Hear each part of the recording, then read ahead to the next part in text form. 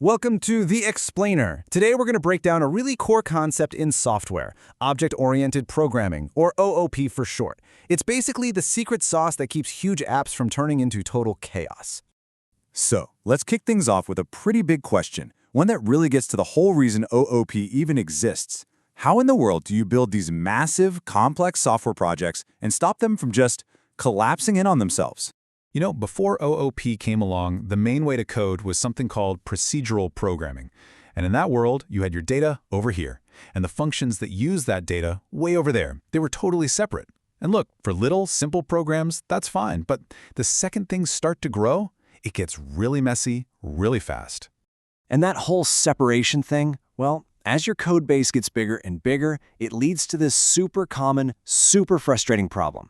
And honestly, developers have the perfect name for it, the code spaghetti problem. Yeah, as this quote from Programming with Mosh points out, everything just gets tangled up. You've got functions all over the place, and because they're all interconnected in this weird, messy way, you might change one little thing over here, and suddenly a bunch of other stuff breaks over there for no apparent reason. It's a nightmare. That's spaghetti code. Just try to imagine a huge company, say like Flipkart, trying to manage millions of sellers this way. You'd literally have seller1_name, seller1_address, seller2_name, just an endless, insane list of variables. It's not just clunky, it's completely unmanageable. There's no way you could keep that straight. So this is the problem. This chaos is what forced everyone to say, okay, we need a better way. We need a whole new way to think about our code. Something that actually maps to how the real world works, you know? And that's where we get to the absolute core of object-oriented programming. It's all about thinking in objects. Okay, so how does it work? Well, it all starts with designing something called a class. And the best way to think of a class is, it's a blueprint. It's not the actual thing itself. It's the design spec, the plan. It lays out all the properties and all the things that something of this type can do. Right, so once you have that blueprint, that class, you can use it to create objects. And an object, that's the real thing. It's a specific, concrete instance built from the blueprint, and each one has its own unique data. This is a great, simple way to see it. So, step one, you design the dog class. That's your blueprint. And you decide, okay, every dog is going to have a name and a breed. Then, step two, you use that blueprint to create actual dogs. You make one object for Bruce, the Scottish Terrier. Then you make another for Freya. And you could just keep going, making as many unique dog objects as you want, all from that one plan. Okay, so this whole approach, this way of thinking, it's not just neat and tidy. It actually gives developers 4 incredible benefits. And honestly, they're so powerful, it's easiest to just think of them as the 4 superpowers of OOP. First up, you've got encapsulation. And this really is the main idea that solves our spaghetti problem. It's all about bundling that related data and the functions that use it into one single neat little package, an object. So instead of seller1_name floating around, you have a seller object that contains the name, the address, everything it needs all in one place.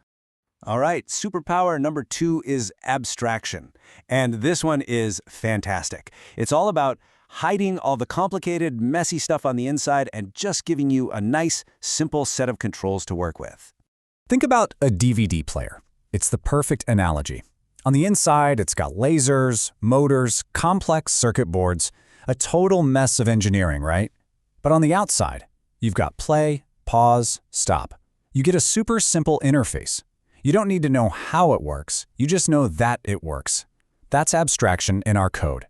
Our third superpower is inheritance. And this one is a massive game changer for getting rid of repetitive, redundant code.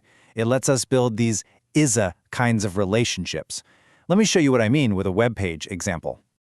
So think about everything on a web page, right? You've got text boxes, you've got buttons, images. They're all different, but they're all a type of HTML element. That means they share a bunch of common stuff, like being visible or hidden. So instead of writing that same code for every single element over and over again, they can just inherit it all from one main generic HTML element, class. It saves so much work. It's just so much cleaner. And that brings us to our fourth and final superpower, polymorphism. I know, it's a fancy word. It's Greek for many forms, but the idea behind it is incredibly useful. It lets us write way more flexible and simple code. Basically, it means you can have a single command like render that does different things depending on the object you're talking to. If you tell a car object to render, it draws wheels and a body. If you tell a boat object to render, it draws a hull. Same command, but the object itself knows the correct way to respond. It's really powerful. Okay, so let's put it all together. We went from that spaghetti code to this new way of thinking. So, why does this matter so much? What's the big takeaway? Well, by bundling everything together, we slash complexity. We use inheritance to kill off redundant code. We use abstraction to make sure a change in one place doesn't break everything else.